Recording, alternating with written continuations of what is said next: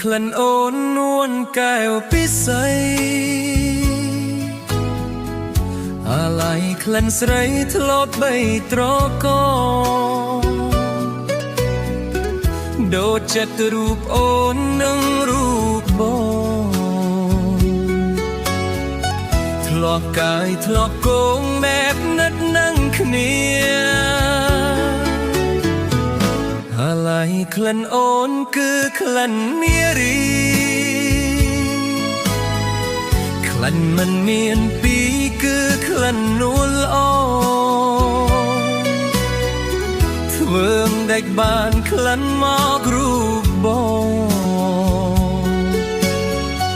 ថាថែត្រកងស្នេហ៍ស្នងម្ដងទៀត